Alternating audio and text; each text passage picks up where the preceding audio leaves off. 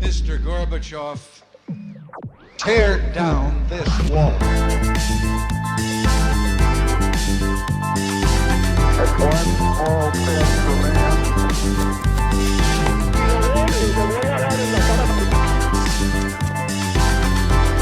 One giant leap for mankind. Hola, buenos días a todos y bienvenidos a un nuevo programa de Acá Parchando. Hoy la verdad que estamos con alguien que nos ha acompañado en todo, desde que grabábamos en la casa de mi abuela, después cuando tuvimos estudio, cuando no tuvimos estudio volvimos a grabar donde mi abuela y después aquí pues ya felices de que nos acompañen en esta nueva etapa. La verdad que pues estoy feliz de estar con él, un amigo de toda la vida, con el gran Nicolás Dupont. Mi amigo, ¿cómo estás? Muy bien, Rafa, yo también estoy muy feliz de estar aquí de vuelta, como dices, desde los primeros episodios grabados en tu casa, en la casa de tu abuela, eh, algunos muy buenos y pues Otros no todos, tanto, otros no tanto, sí, cierto. Y no, pues muy feliz, de verdad, muchas gracias. Bueno, hermanito, la verdad que aquí pues felices de tenerte y voy a entrar en materia de una porque pues la verdad que hay mucho por hablar, siento, y no quiero que nos quede tan largo, pero creo que fue una semana, pues la semana pasada fue, el viernes fue de los días como más importantes en la política americana de los últimos años, creo. Y justamente por el personaje del que vamos a hablar, parece que desde que entró a la política americana, cada año hay como un evento significativo que marca una pauta en la política americana. Entonces, ¿a qué me refiero? Pues desde que Trump aparece en 2016, es como la primera vez que un outsider gana una campaña, o bueno, aquí esto es algo que estoy asumiendo, pero no sé si es un dato como tal, porque Reagan ya había sido gobernador y porque pues Sí, de creo que, acuerdo, no, creo que todos tenían una carrera militar o una carrera política, se podría decir, de sí, los presidentes de Estados Unidos. Después es el gobierno que tiene no solo uno, sino dos impeachments. eh, y bueno, los dos pasan en Cámara, ninguno pasa en el Senado. Después tiene la nominación de un juez que casi no pasa, que fue pues la de Brett Kavanaugh, que fue bien controversial, bien sádica, fue una pelea política dura. Y después tuvo, cuando las primeras elecciones en una pandemia, y después tuvo como lo que pasó el 6 de enero de 2021, que fue cuando se metió al Capitolio. Entonces, y ahora se va a convertir en el primer presidente, pues que tiene una condena criminal, y es algo que pues marca un hito en su gobierno y en su análisis como figura política. Y ya entrando en materia, ¿qué piensas de lo que pasó el viernes? ¿Cómo viste el juicio? pues yo creo que ha sido muy impresionante ver esto, ha sido muy trascendental o digamos como un evento muy inédito en la historia política de Estados Unidos y se podría decir que del mundo. Si bien había habido juicios políticos a otros presidentes, a Nixon, a Clinton, uno de ellos que terminó con la renuncia de Nixon, nunca se había metido el Poder Judicial y un caso judicial, el sistema judicial estadounidense, a juzgar y a condenar por medio de sus propios sistemas a un presidente de Estados Unidos. Espera, aquí quiero hacer un paréntesis importante, que es una cosa es un juicio político, que es el impeachment, que Sí, es, le pasó a Nixon, a Clinton sí, y a Trump. sí, Y aquí en Colombia le pasó a Samper, sí, Samper, que sí, es que el Senado la Cámara acusa y el Senado los juzga. sí. Pero lo que pasó con Trump no es un juicio político, sino una cosa de justicia, un asunto de justicia ordinaria, pues de justicia criminal, como si... Sí, hay una serie de casos civiles que acusan a Trump de distintas de responsabilidad civil por difamación sobre todo y una serie de cargos por otros juicios por pues son delitos en realidad en Estados Unidos tienen unas categorías de delitos que no existen en el sistema colombiano, se llaman misdemeanor, felony y crime, a él lo están juzgando por los tres en diferentes juicios y por uno de ellos lo condenan. Y sí, es cierto, es la primera vez que la justicia ordinaria condena a un presidente de Estados Unidos y eso es eh, muy trascendental, yo creo que Por un lado, porque deja ver lo frágil que es el sistema estadounidense, es decir, hay muy pocos países donde eso puede ocurrir tan fácilmente, pero yo creo que se inscribe en una narrativa más grande de algo que está pasando en el mundo entero y es ese choque entre la justicia ordinaria, los delitos de todos los días y los presidentes, que antes eso no solía pasar, pero ya eso ha hecho que caiga la carrera política de personas como Lula, que después renació después de que lo condenaran por corrupción.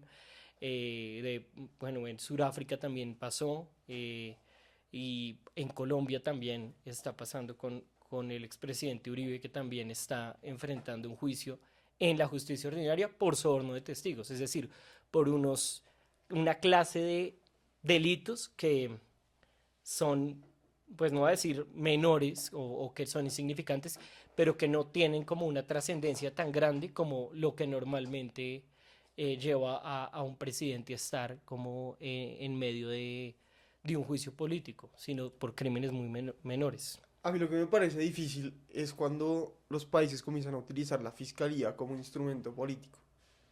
O sea que me parece que es con lo que uno no puede estar feliz.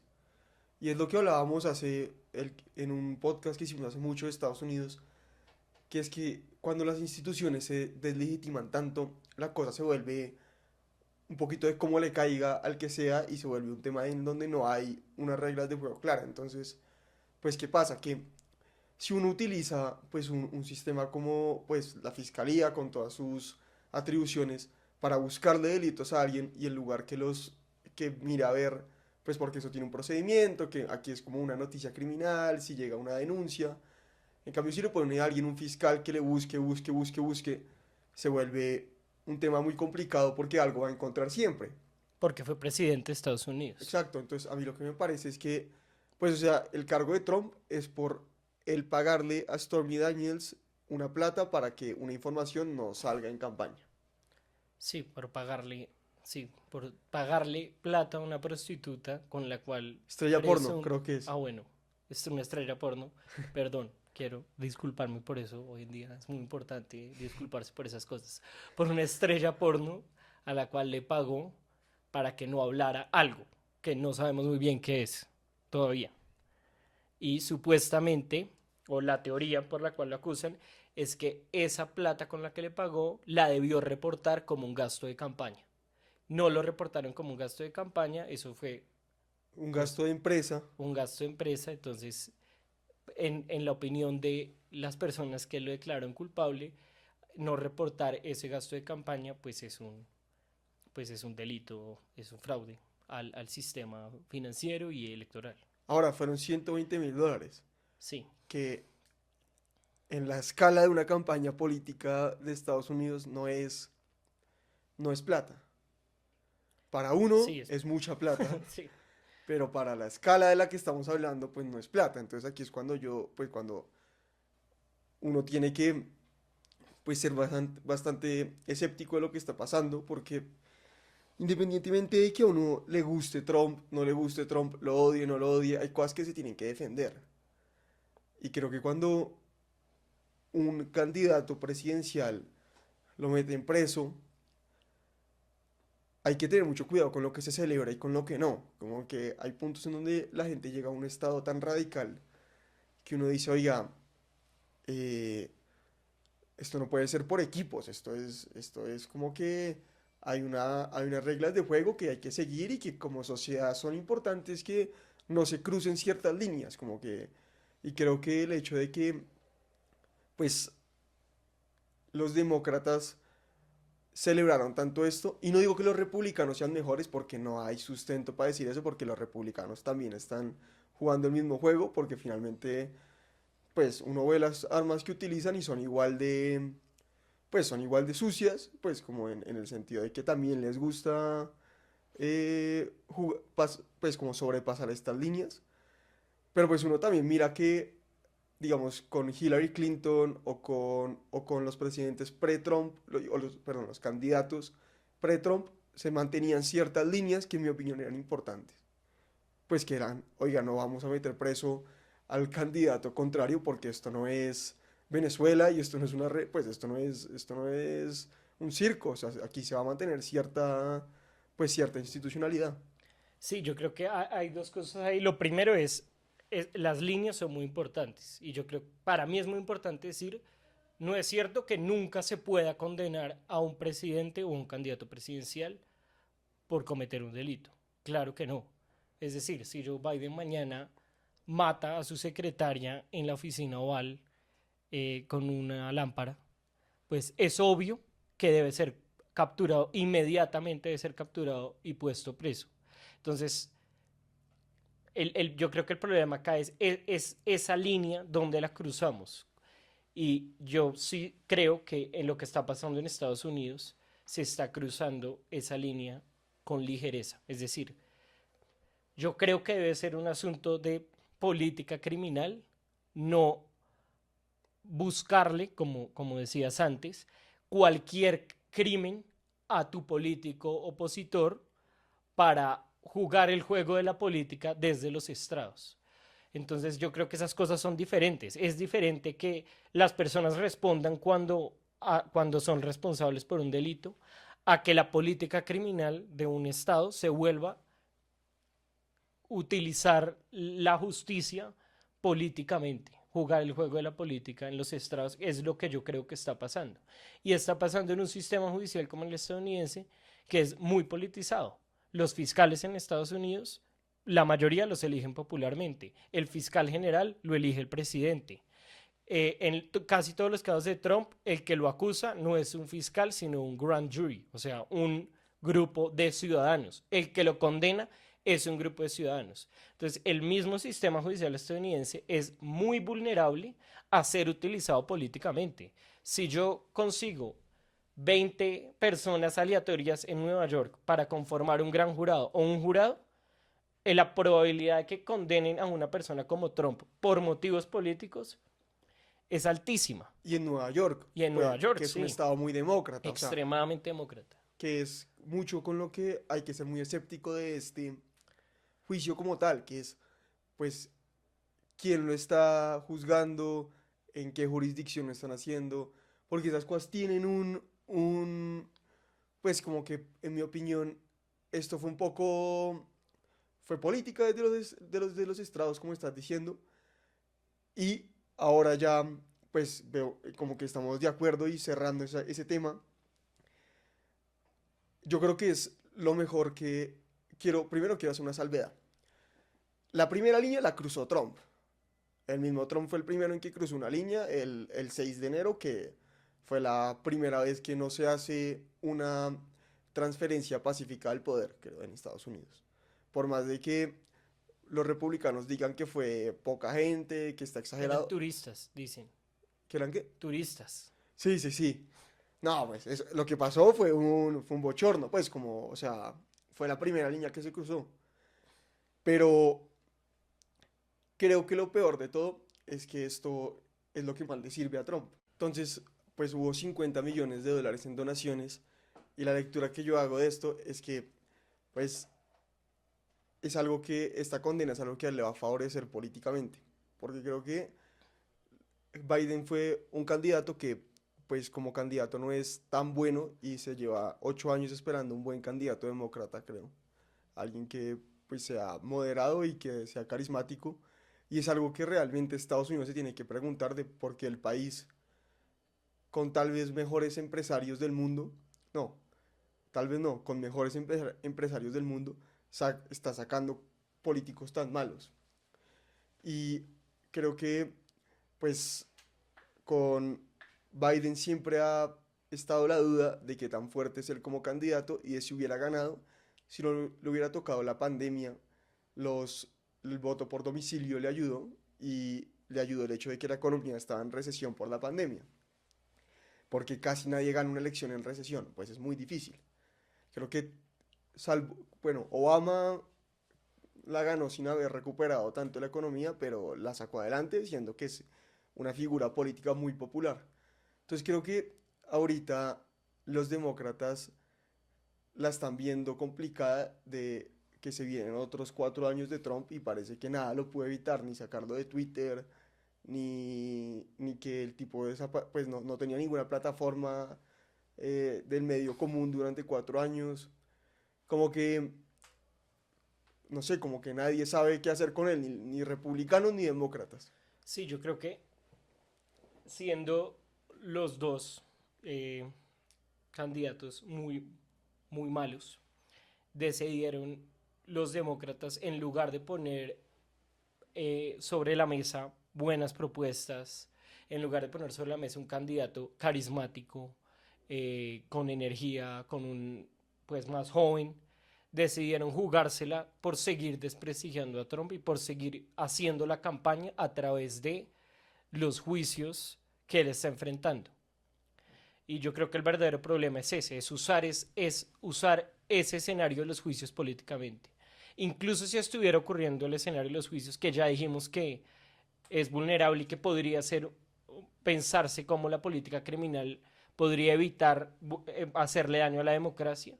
Incluso así, a mí me parece que es muy pobre utilizar esos juicios como el escenario político. En Francia, por ejemplo, hay muchos casos de políticos que enfrentan juicios y esos juicios no se usan dentro del escenario político como el centro de la campaña, pero como tienen un candidato tan malo y no tienen un buen programa para ofrecer a los estadounidenses, deciden usar eso. Y igual Trump decide utilizar todo ese escenario judicial para decir, soy la víctima del sistema, son verdad todas estas conspiraciones de que Hillary Clinton en los sótanos de Washington se come a los niños y se toman su sangre las estrellas de Hollywood. Todo este QAnon se ve legitimado porque Trump sea víctima del sistema judicial. Y eso hace que se precarice todo el debate político y que estemos en una situación muy lamentable. Yo obviamente votaría por una roca por encima de Trump, votaría por lo que fuera por encima de Trump, casi, incluyendo a Biden, que es parecido a votar por una roca, porque por lo menos está rodeado de gente competente y sensata. Creo que en este momento Trump está rodeado de la gente De lo más peor. insensata que lo ha rodeado en su vida política, y me parece que muy poco están haciendo los demócratas y creo que ya poco hicieron para derrotarlo, más allá de repetir una y otra vez, no pongan a una persona condenada en la oficina oval. Pues los votantes de Trump lo que más quieren es eso, porque es el reto más grande a ese sistema que ellos sienten que les ha fallado económica y políticamente. Que la persona que es víctima de ese mismo sistema quede en el poder es como una reivindicación para ellos. Pero es que además entran a jugar como, o sea, muchas cosas. Primero que el hecho de que Trump se vuelva líder del Partido Republicano tan indiscutidamente, pero que si tú ves las midterms de Biden, o sea, las elecciones de término medio de Biden, al Partido Republicano le va pues regular, Regular. justamente por lo que estás diciendo, porque se dejan llevar por radicales, por gente que es muy poco popular, pues, y que la gente los ve como radicales. Y eso son la gente que hoy en día está rodeando a Trump, como los que siempre van a apoyarlo, y fue muy diciente que el tipo ganara las primarias tan fácil, pues que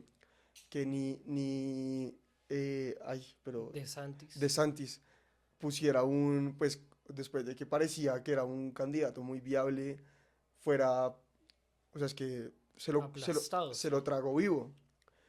Eh, pues, y Nikki Haley también se vio como un poquito ridiculizada, haciendo que pues me parece injusto.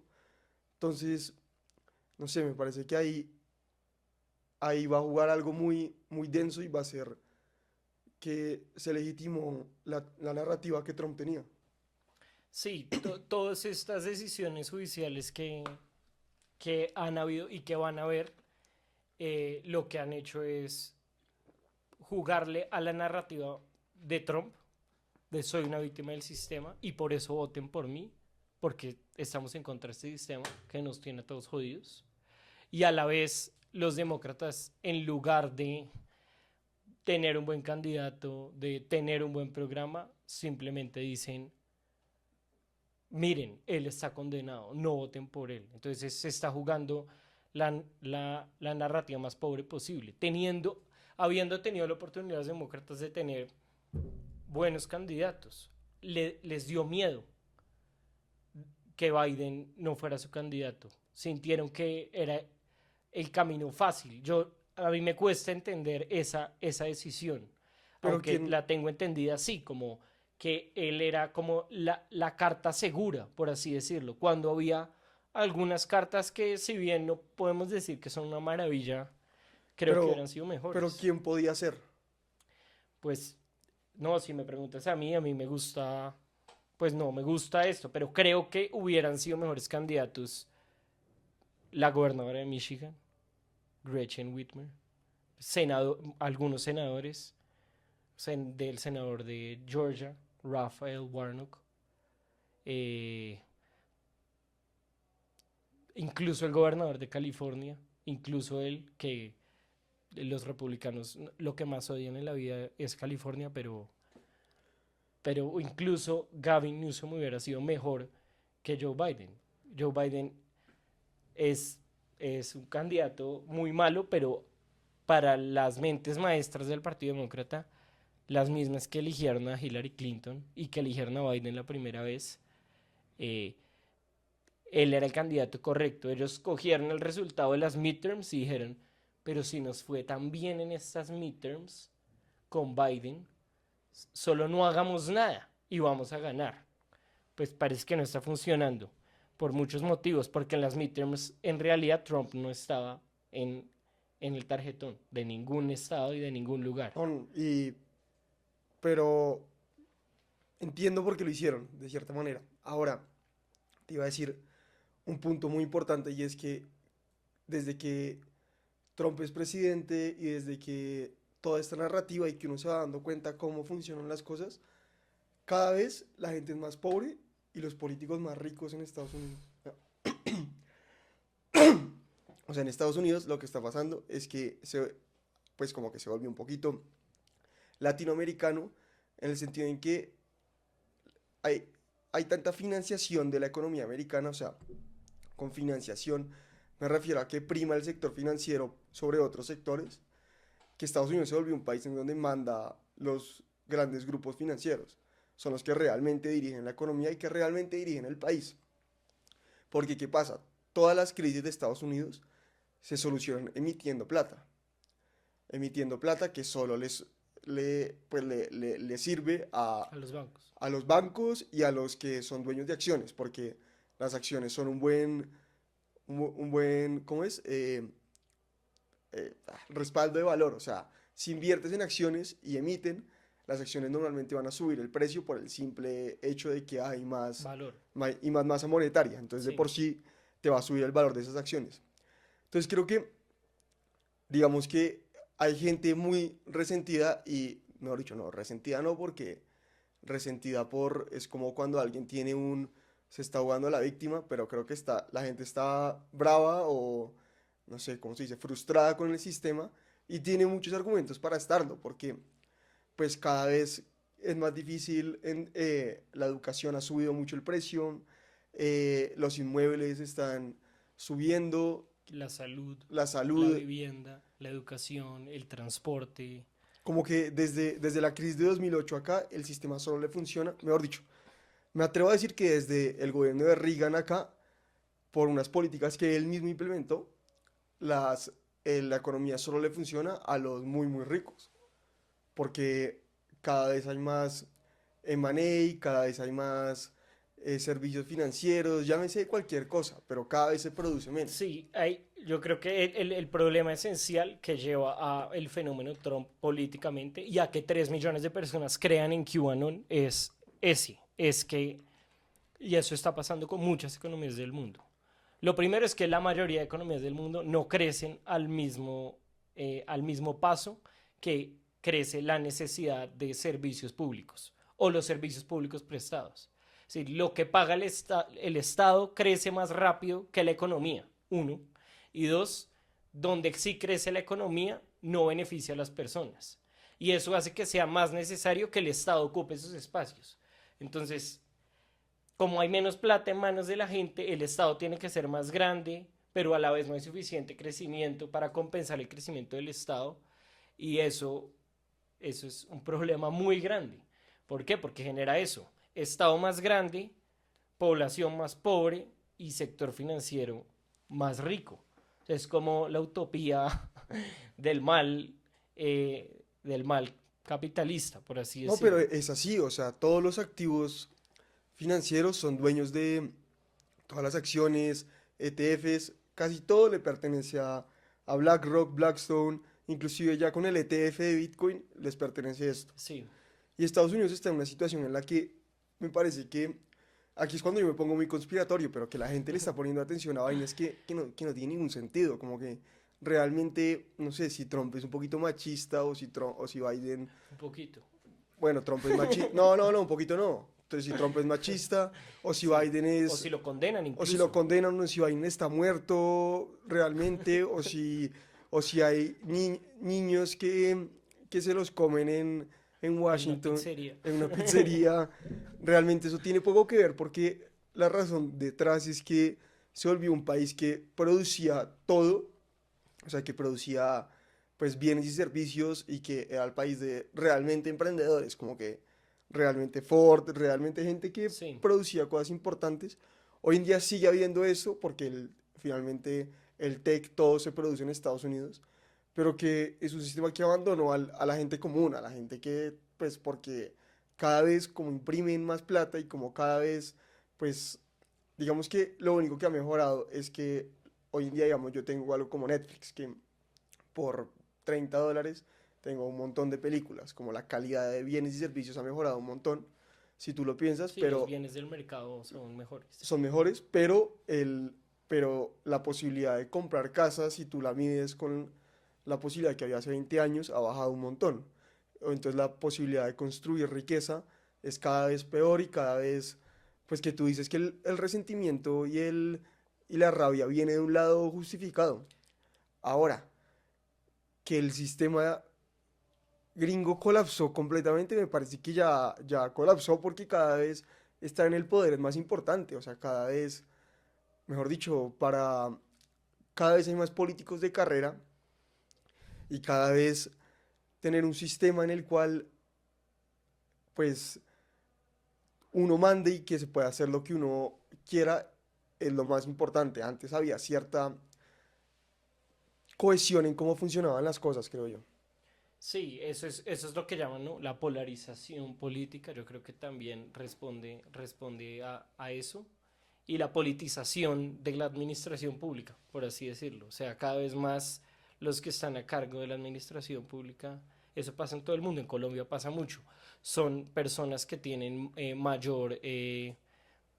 pues tienen como mayores ambiciones de política electoral, tienen ideologías mucho más pobres, sí, más pobres, más radicales también. Eh, yo veo lo mismo, yo veo mucha justificación en esa frustración que se debe a eso, a que el crecimiento económico de hoy no está llegando a las manos de la mayoría y a que y de todas formas hay poco crecimiento en general. En Estados Unidos no tanto por eso mismo, porque el sector financiero crece mucho. Pero si uno mira el resto del mundo, sí hay una desaceleración del crecimiento económico, a la vez que hay un crecimiento de la necesidad de bienes y servicios y por lo tanto están creciendo los estados. En todo el mundo están creciendo los estados más rápido que las economías y sobre todo que la riqueza de las personas del común, por así decirlo. Y eso genera pues una frustración que legitima discursos populistas, radicales, facilistas, como el de Trump, como el de, bueno, otros líderes populistas que van en el mundo, como el de Andrés Manuel López Obrador también, y así sucesivamente pasa por muchos otros países. Y hay otra cosa que te quería traer y es cómo esto ya se está viendo en la cultura. Entonces, de cómo ya la gente no está teniendo hijos, de ponle, el crecimiento del sector financiero uno lo ve ejemplificado en los memes del finance, bro. Sí, Pues como en esta gente que gana un montón de plata, que en verdad, pues como, porque ganan tanto, pues como si sí, sí, sí. son manes que recién salieron de la universidad porque están ganando tanta plata. Y creo que es muy difícil lo que está pasando en Estados Unidos, porque hay fenómenos que realmente son muy específicos a este tiempo, como el hecho de que la natalidad esté tan baja y el hecho de que muchos americanos ni siquiera están encontrando pareja, como que por donde tú lo mires, la fábrica social de estos manes se está yendo, pues está realmente colapsando.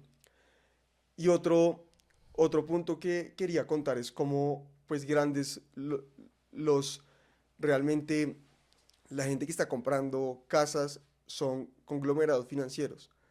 Entonces BlackRock, que sí. BlackRock, Private Equity, y que realmente no se hablan de estas cosas porque son como pues digamos que realmente, si uno se pone a ver cómo funciona el sistema, toda compañía que uno mira tiene una acción en bolsa Mm. y tiene que responder a alguien.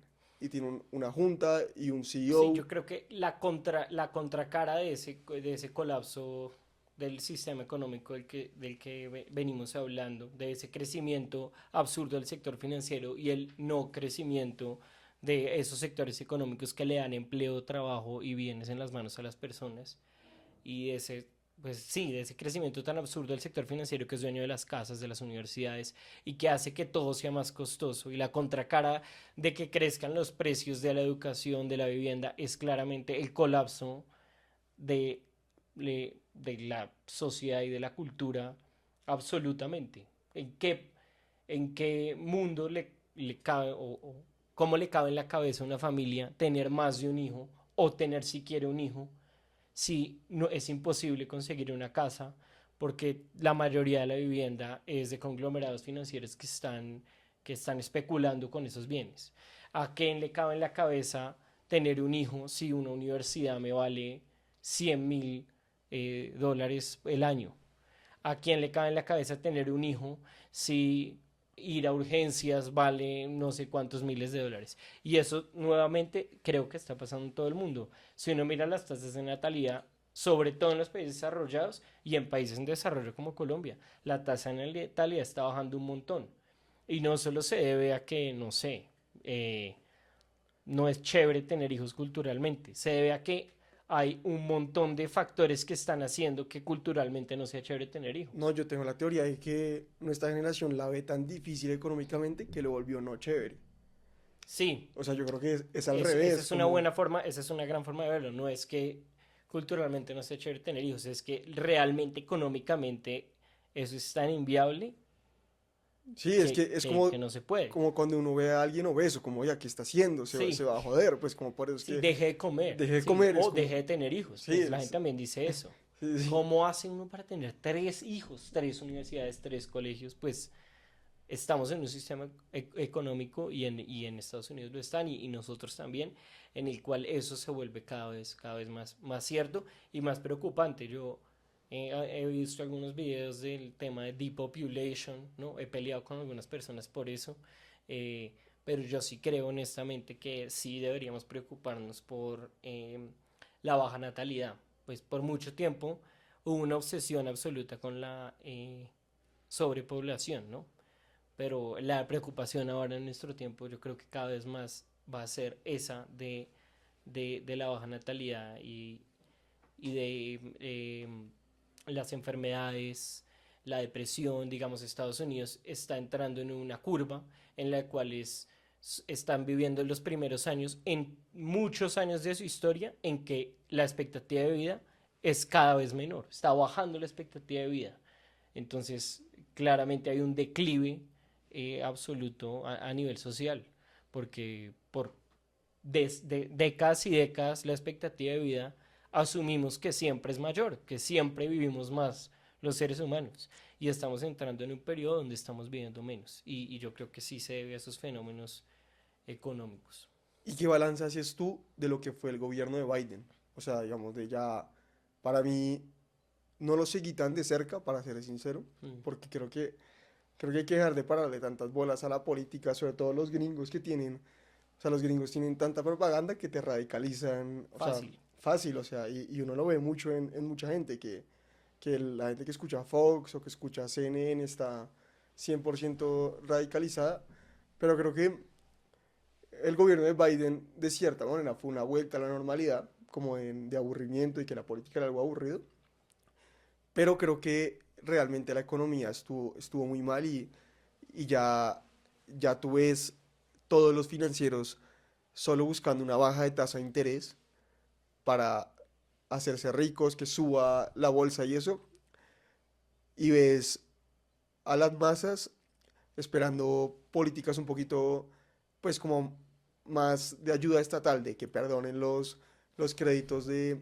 los estudiantes, y creo que eso demuestra un estado de que, oiga, esta vaina como que no es real, como que no hay nada que la soporte en Sí, este si uno momento. mira los números macro, la economía de Estados Unidos está bien en estos últimos 4 años. Eso es un balance que uno puede hacer. Pero si uno mira la vida, la calidad de vida de las personas, no fue un buen manejo económico. Sí, pienso que también fue una vuelta a la normalidad. Siento que fue una política internacional muy complicada para él, muy difícil, con errores. Algunos, como la evacuación de Afganistán, fue un desastre. Yo estaba a favor de la evacuación de Afganistán, pero la forma como lo hizo fue un desastre. La guerra de Ucrania ha sido muy complicada. Ahí yo no juzgo sus acciones, obviamente. Eso es muy complicado para uno hablar acá. Lo que está pasando en Israel y en Gaza es muy complicado también. O sea, son 3 retos gigantescos que él tuvo. Bueno, los republicanos dirían, heredó una guerra y nos trajo 2 nuevas, ¿no? La de Ucrania y la de Israel y Palestina. Son conflictos que son muy difíciles de manejar. Yo pienso que ha sido muy complaciente con Israel, eh, pero sí, yo no siento que le haya ido bien a los estadounidenses con el gobierno, a la mayoría de estadounidenses. A los estadounidenses no les fue bien con el gobierno de Joe Biden. Pero es que aquí hay un punto que quiero sacar, que también le aplica para Colombia y para todos los países. Cuando alguien mide la inflación, lo que hace es agarrar un IPC, que es pues más o menos una bolsa de ciertos bienes, y medir su crecimiento en el tiempo. A Sí, partir de ahí, todos los gobiernos quitan o sacan bienes para que la inflación sea lo más baja posible y verse bien. Entonces lo que ha pasado en Estados Unidos es que el indicador para medir la inflación y para guiar la política americana no tiene en cuenta la vida, pues cosas que uno necesita. O sea, ningún indicador de inflación te mide cuánto subió una casa o cuánto subió una matrícula de universidad o cuánto subió, no sé, pues salir de viaje, no, ni siquiera el seguro de salud. el seguro de salud, esas cosas nunca te las midió.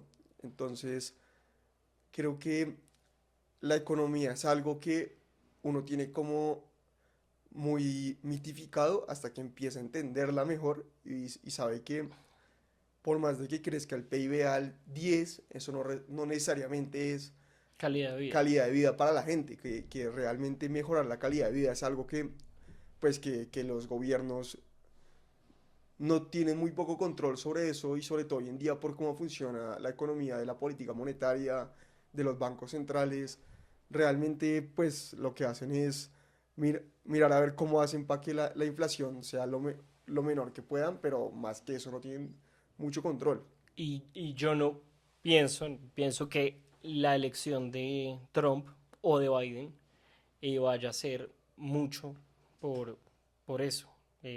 Pienso que más o menos las cosas van a seguir en esas curvas. Lo que da miedo es no que alguno de estos políticos haga algo radical o revolucionario, sino que la gente misma en un punto entre en un estado tal de desespero que hagan algo más radical que votar por Trump. Pero yo creo que va a ser al revés. Lo que va a terminar pasando es que para mí la gente, más que la gente se revele, es que simplemente se va a cambiar un sistema de como sin clase media, que va a haber gente que solo va como a consumir y va a haber como unos, no sé, como unos nobles llámese tech, sector financiero, que van a dirigir la vida de todo el mundo. Creo que es algo que Es más una resignación de Sí, la mayoría de total. las personas a vivir en el sistema. Yo con lo que vi en la pandemia, yo creo que a la gente le va a encantar, creo que a la gente le va a gustar que le llegue una comida a la casa, que haya Dominos, Netflix y que Pan y Circo y que Hmm. y esa historia del sistema político americano de somos rebeldes y de la segunda enmienda y de el país de la clase media se acabó y que se viene otra cosa completamente distinta y creo que va Sí, a si uno ve haber, la vida en las ciudades grandes, es muy parecido a eso, a lo que describes, como sí, o sea, va a haber gente sí, una que, transformación muy grande ahí. sí, va a ser bastante así, creo yo, y sobre todo con inteligencia artificial, con la posibilidad de rastrear a todo el mundo, se viene una, o sea, la próxima va a ser una moneda como cripto, pero del Estado, entonces creo que es lo que se viene, pues, en mi opinión. Y ahí para cerrar, como el cierre de siempre de todos los capítulos, ¿cómo ves Cierre tú? apocalíptico. Apocalíptico el mío, pero no, pero no creo que sea apocalíptico, creo que a mucha gente le va a encantar. O sea, creo que a mucha gente le va a encantar que va a haber más subsidios y va a haber más, Sí, entiendo, o entiendo. sea, creo que lo que